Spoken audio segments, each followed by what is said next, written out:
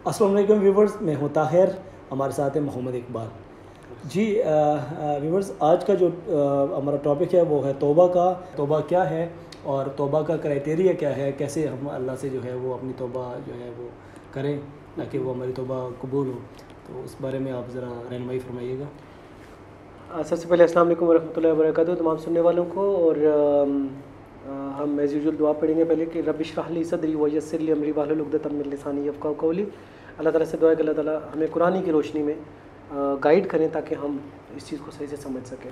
आपके क्वेश्चन दो है इसमें कि तौबा को डिस्क्राइब करें और तौबा कैसे मांगनी चाहिए, तौबा के लिए अल्लाह ताला से हमें कैसे दुआ मांगनी चाहिए। जी बिल्कुल, क्राइटेरिया सही। इसको रफली हमने पार्ट 1 में थोड़ा सा पार्ट डिस्कस किया था, आपको याद होगा। जी बिल्कुल, पार्ट 1 में कि आमतौर पे हम तौबा कैसे करते हमने हैं। वो क्योंकि बातों से बात निकल गई तो और फिर इसी से, लेकिन प्रॉपर तौर पे हमने नहीं डिस्कस किया था। नहीं, मैं थोड़ा सा मैं एक्चुअली वो लाना चाह रहा था। देखिए, तौबा पहले तो है क्या, मैं जहाँ तक समझ पाया हूँ कि हमारी ज़िंदगी में ऐसा हो नहीं सकता कि हमसे कोई छोटी मोटी या बड़ी गुनाह कबीरा सगीरा ना हो जाते हैं। आप नहीं कर रहे होते तो भी हो जाते हैं।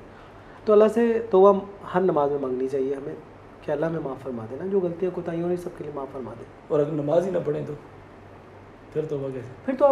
फिर तो देखिए, ये बिल्कुल आप ऐसी बात करें। अब चीज़ जो आप अच्छा क्वेश्चन उठाया इसके अंदर, ताकि इसको सही से मैं एक्सप्लेन कर सकूं। अब आप आ गए दूसरी तरफ कि एक आदमी नमाज ही नहीं पढ़ता और तौबा कर रहा है, और एक आदमी नमाज पढ़ रहा है और तौबा कर रहा है। नहीं, ऐसा हमने बिल्कुल एग्री हूँ। जैसे आप कहते हैं कि अल्लाह को सारी ज़िंदगी एक बंदे ने गुनाह किया हुआ है, एक बार लौट के अल्लाह के बारगाह में चला जाए, अल्लाह ने उसकी तो दुआ कबूल कर ली।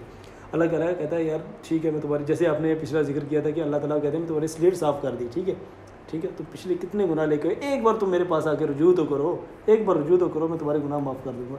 तो वही बात होगी, तो वो इसी समझ नहीं। मैं यही कह रहा हूँ ना, देखें तौबा को पहले आप प्लीज़ आप लोग पहले सारी तौबा समझे है क्या।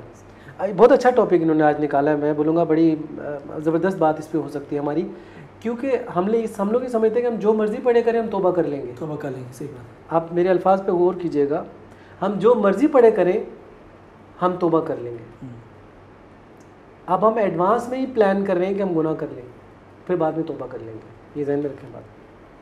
एडवांस में पहले ही हम प्लान कर रहे हैं कि तौबा कर लेंगे। और दूसरा क्या है कि मुझे डर है, खौफ है, हो रही है और मेरे अंदर गिल्टी फील हो रहा है, और मैं रोज़ाना कहीं ना कहीं छुप के तौबा करता रहता हूँ। एक तो ये कि एक शख्स कह रहा है यार मैं तौबा कर लूँगा, कोई मसला नहीं है यार, और कब मौत आएगी आपको ये भी नहीं पता। जो हमने पिछले आपने बताया ना कि जो करेक्टर अफगानिस्तान का, जो भी कब हुआ उसका इंतकाल?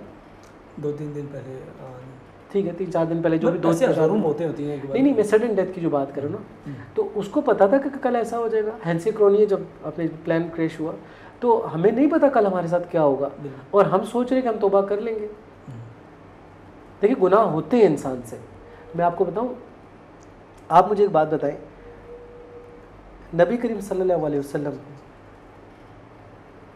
को एक जो उनके सहाबी हैं, वो अगर वज़ू करवाने के लिए पानी का अरेंज करते हो, वज़ू करवाते हो, और उनके सवारी का वो सीट वगैरह कसते हो, उनका इंतकाल हो, जब वो दुनिया से चले जाएं, तो इतना अच्छा काम करने वाले जन्नत में जाएंगे, दोज़ख में? बताएं जो नज़र आ रहा है, आप बताएं।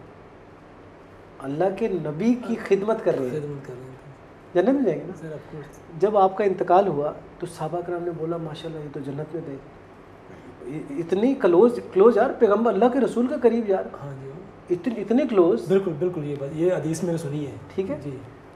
तो आप सल्लल्लाहु अलैहि वसल्लम ने फरमाया कि आप समझ रहे हो कि ये जन्नत में चले गए, मुझे नजर आ रहा है। आपने कहा कि ये तो जन्नत में चले गए ना, तो आपने जवाब दिया कि आप लोग कह रहे हो जन्नत में चले गए, मुझे नज़र आ रहा है कि उस पर आग की चादर बिछाई गई है उस गुनाह के सबब, जब उन्होंने एक वो जो जंग के सामान में से, जब वो माल गनीमत में से जो चादर ली थी, वो आग की बना के डाल दी गई। किसके ऊपर?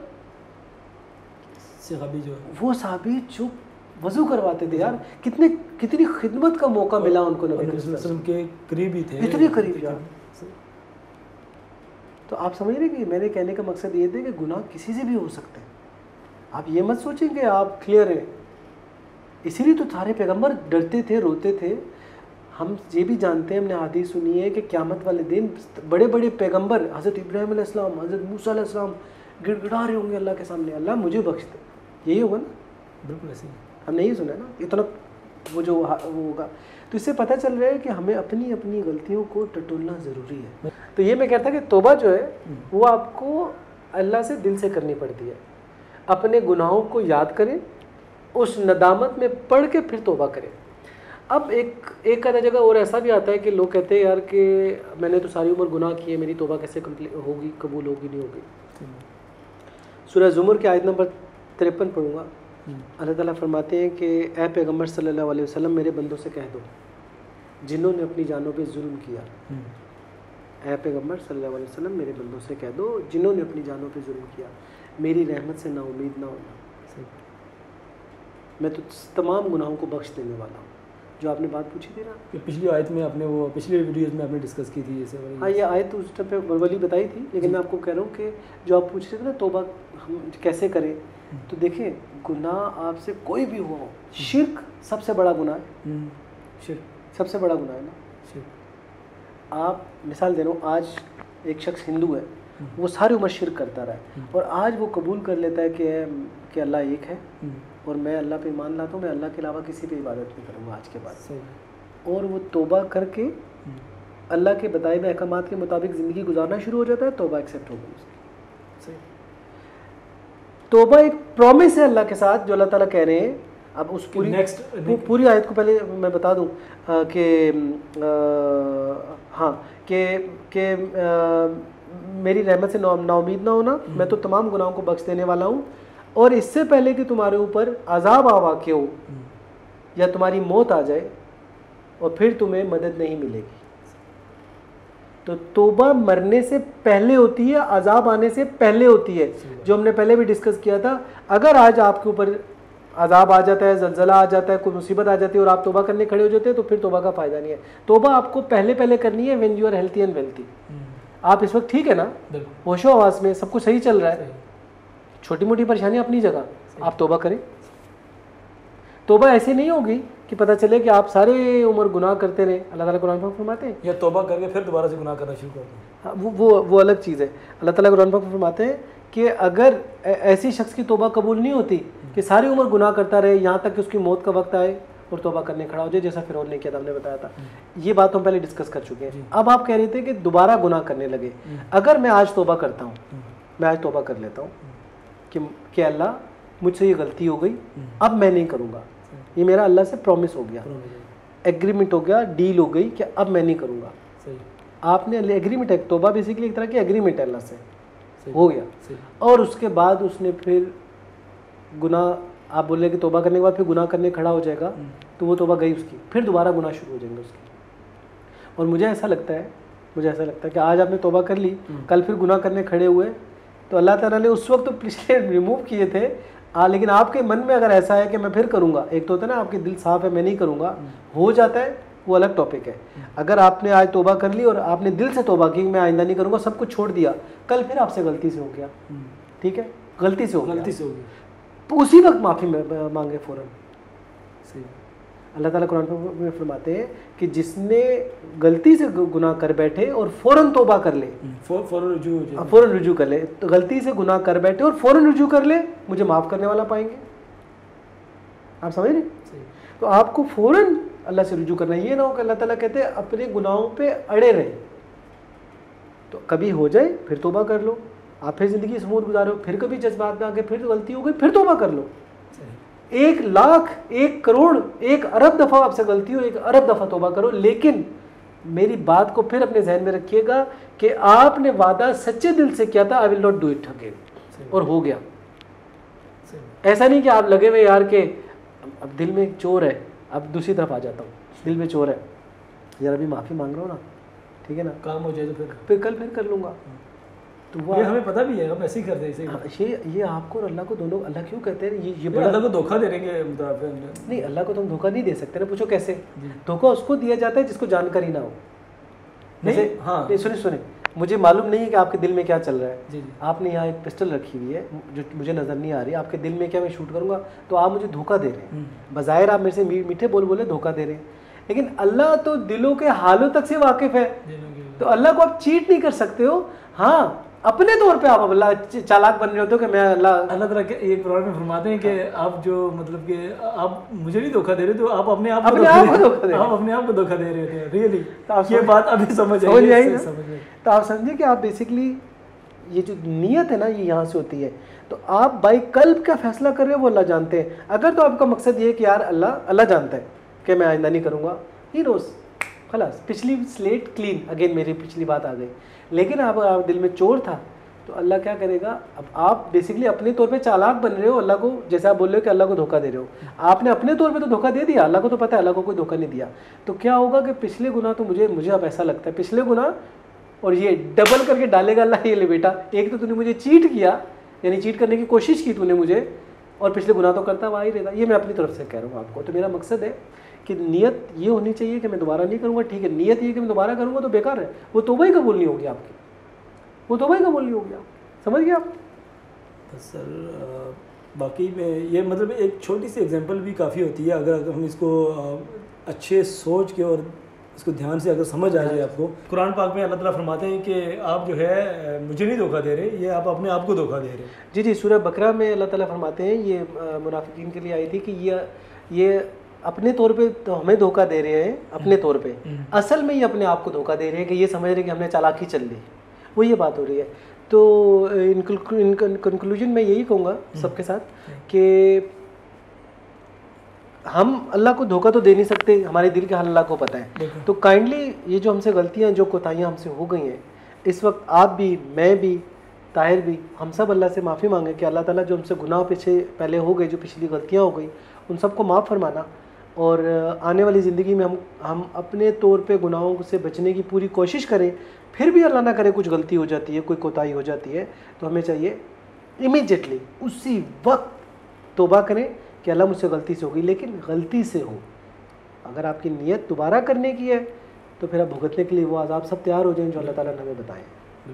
तो प्लीज़ इसको सीरियस लीजिएगा। ये हम अपने लिए नहीं कह रहे कि हम तो कोशिश करेंगे, यकीन माने आपकी तरह हम भी कोशिश ही कर रहे हैं कि हम भी गुनाह ना करें, क्योंकि हम भी इसी सोसाइटी में रहते हैं। क्या ख्याल है? बिल्कुल, हम भी यहाँ पे रहते हैं, हम इस दुनिया के जो इस तरीक़ेकार पे चल रहे हैं, लेकिन अल्लाह से दुआ करते हैं कि हम सबको अल्लाह ताला जो है ना गुनाहों से बचाए और तौबा करने की जो है ना जल्द उसको तौबा करें, ताकि मैं तो कह रहा हूँ कि हर लम्हा जो है ना वो तौबा का है, क्योंकि और कोई गुंजाइश नज़र नहीं आती मुझे। तो मौत का वक्त आपके पास जब मुसीबत कोई ऐसी आ जाए जब आपकी तौबा कबूल ना हो, तो ये अल्लाह ना करे कि ऐसा वक्त आए हम सब पे।